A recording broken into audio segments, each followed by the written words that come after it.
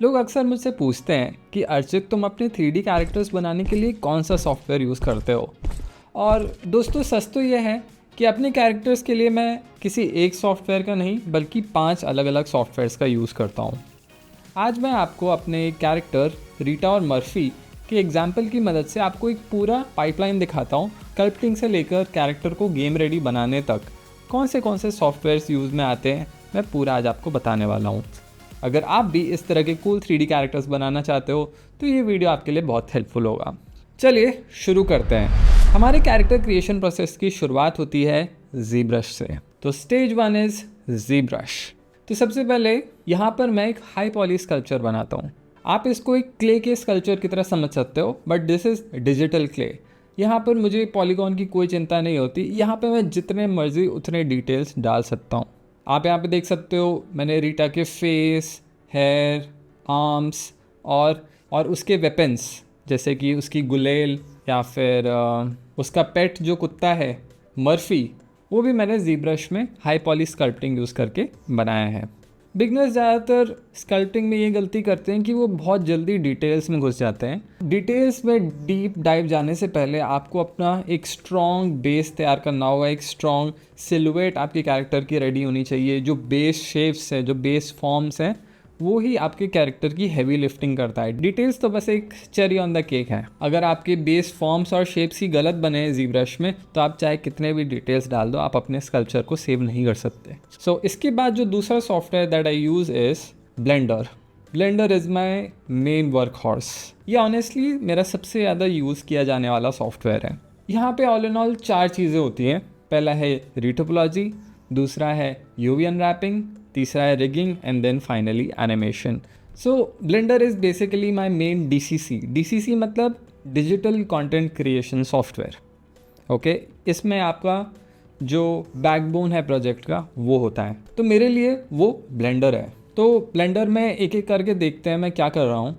क्योंकि मैं कैरेक्टर्स जो है गेम रेडी बनाता हूँ सिर्फ रेंडरिंग के लिए नहीं, उसके लिए रीटोपोलॉजी बहुत ज़रूरी है। रीटोपोलॉजी का मतलब है कि मैं उसको एक लाइट वेट मैश में कन्वर्ट करता हूँ, जो हमारी हाई पॉली मैश है। तो आसान शब्दों में उसको कहते हैं रीटोपोलॉजी।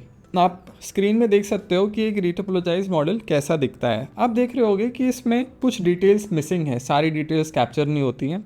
तो वो डिटेल्स को कैप्चर करने के लिए हमको करनी होती है उसकी बेकिंग, हाई पॉली से लो पॉली बेकिंग। तो इस लो पॉली मॉडल को बेकिंग के लिए रेडी करने के लिए हमको एक और प्रोसेस करना होता है जिसे कहते हैं UV अनरैपिंग। तो UV अनरैपिंग में हम इस 3D मॉडल को 2D में फ्लैट करते हैं। आप में से कई सारे जो 3D आर्ट करते हैं उनको ज़रूर ये पता होगा, और जिनको थोड़ा कम आइडिया है आप एक क्विक गूगल सर्च करोगे आपको पता चल जाएगा। In short it's like toffee. जैसे आप टॉफ़ी देखते हो, टॉफ़ी का रैपर जो है उसको आप ओपन करो तो वो फ्लैट होती है, राइट। बट तो वैसे ही हम जो 3D मॉडल्स हैं उनको रैप कर देते हैं एक फ्लैट टेक्सचर में, क्योंकि टेक्सचरिंग कभी भी 3D में नहीं जाती है। टेक्सचरिंग हमेशा हम एक 2D फाइल में ही करते हैं। जैसे कि वो एक PNG फाइल हो सकती है, वो एक JPEG फाइल हो सकती है, बट जो टेक्सचर फाइल्स होती हैं वो हमेशा 2D ही होती हैं। इसलिए हमको 3D से 2D मैपिंग कन्वर्जन करने का एक तरीका होना चाहिए। तो उसी मैपिंग को कहते हैं U और V मैप। सो UV मैपिंग मतलब U is U axis, V is V axis. तो जैसे XY एक्सिस होती है उसी तरह से ही UV एक्सिस में ऑपरेट करता है। ये बस एक नेमिंग कन्वेंशन है। इसके बाद जो प्रोसेस होता है वो होता है रिगिंग, जो कि हम ब्लेंडर में ही करते हैं। रिगिंग में हम क्या करते हैं, रिगिंग में हम अपने मॉडल में जान डालते हैं। जैसे हम एक इंसान है, हमारे इंसान के अंदर बोन्स होती है, राइट। तो इन बोन्स से हम कंट्रोल होते हैं। तो सिमिलरली किसी भी 3D मॉडल को एनिमेट करने के लिए उसको हमें बोन्स देने होते हैं, उसको हमें कंट्रोल्स देने होते हैं। तो जैसे एक पपेट को आप कंट्रोल्स देते हो, वैसे ही हम अपने 3D मॉडल्स को भी कंट्रोल्स देते हैं। तो उस प्रोसेस को कहते हैं रिगिंग, और ये भी ब्लेंडर में ही किया जाता है। और इसके बाद फाइनली आता है एनिमेशन। तो एनिमेशन की प्रोसेस रिगिंग के बाद होती है। एक बार आपका कैरेक्टर रिग हो गया तो फिर आप उसको करते हो animate. Animation is one of the more fun processes, one of the time taking ones also. जैसे मेरा काम है गेम कैरेक्टर्स का, तो मैं गेम रेडी एनिमेशंस बनाता हूँ, जैसे कि आइडल, रनिंग और attack animations and all that. लेकिन कभी कभी मेरे क्लाइंट्स को कोई गेम ट्रेलर या शॉर्ट फिल्म की ज़रूरत भी होती है, तो उसके लिए भी जो एनिमेशन है वो भी ब्लेंडर में ही मैं करता हूँ। तो ये तो हो गया ब्लेंडर। तो blender is quite a big software and very very useful one. इसके बाद जो मैं सॉफ्टवेयर यूज़ करता हूँ वो है सब्सटेंस पेंटर। आप देखोगे कि जब कैरेक्टर की रीटोपोलॉजी होती है ब्लेंडर में, तो वो अभी भी ग्रेइश होता है, उसमें कोई कलर्स नहीं होते, उसमें कोई डिटेल्स भी नहीं होता है। इवन दो उसकी यूवी अनरैपिंग हो चुकी है, बट उसमें कोई कलर्स या डिटेल्स नहीं है। Substance painter is one of the most beautiful softwares which is used for exactly this process. Substance painter में आपकी टेक्सचरिंग बहुत ही ईजी हो जाती है। सब्सटेंस पेंटर में आप अलग अलग टाइप के मटेरियल्स जैसे कि स्किन मटेरियल, मेटालिक मटेरियल्स बहुत ही आसानी से बना सकते हो।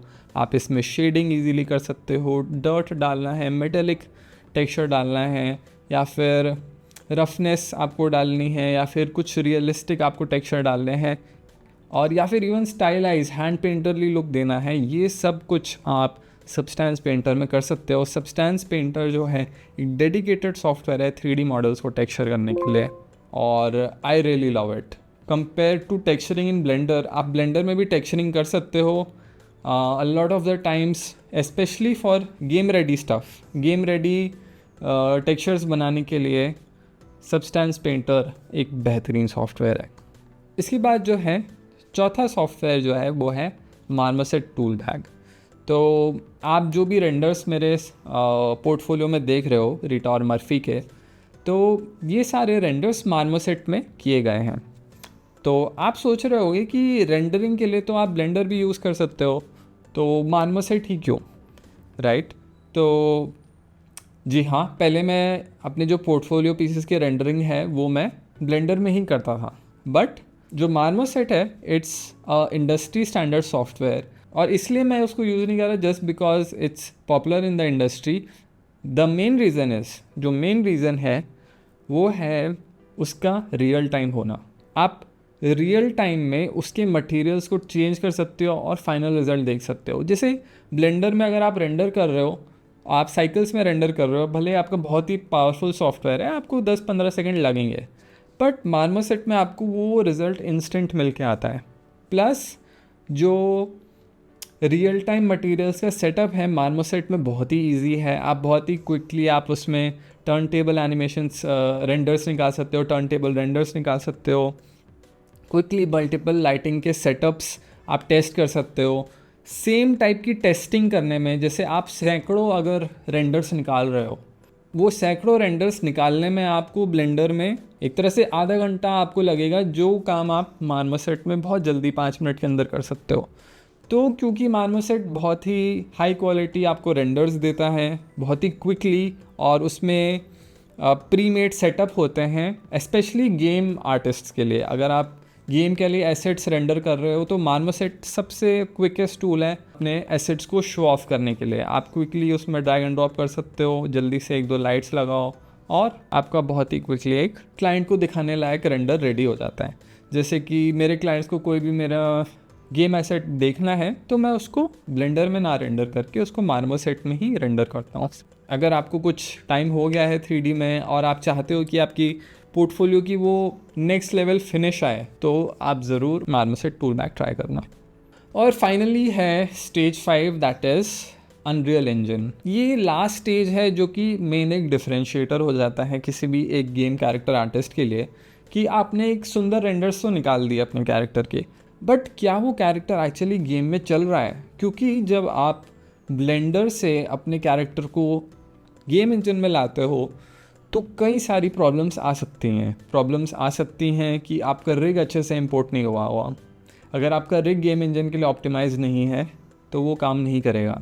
आप टेक्सचर्स और मटेरियल्स में इश्यूज आ सकते हैं।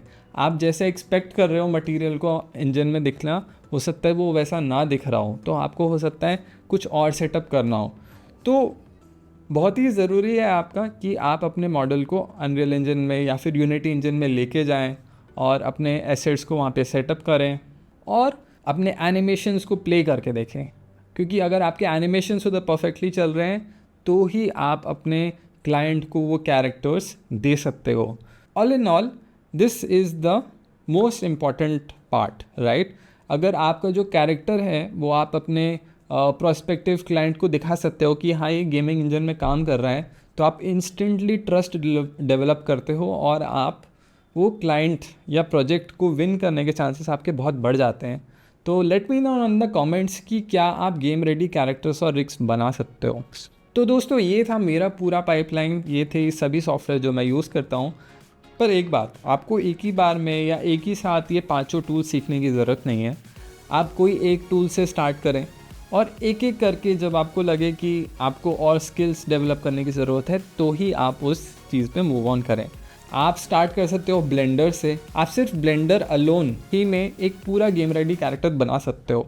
लेकिन जैसे जैसे आपकी स्किल्स इंप्रूव होती है आपको लगेगा कि नहीं, मेरे को सर्टेन चीज़ों में थोड़ी और कैपेबिलिटीज़ चाहिए। मैं चाहता हूँ कि मेरा स्कल्पचर थोड़ा और फास्ट, थोड़ा सा और डिटेल्ड बने, थोड़ा और अच्छे तरीके से, क्वालिटी तरीके से बने, तो आप ज़ीब्रश यूज़ कर सकते हो। फिर आप चाहोगे कि आपके जो टेक्सचरिंग है ये भी थोड़ी और फास्ट हो और थोड़ी और हाई क्वालिटी हो सके, तो उसके लिए फिर आप सब्सटेंस पेंटर सीखो।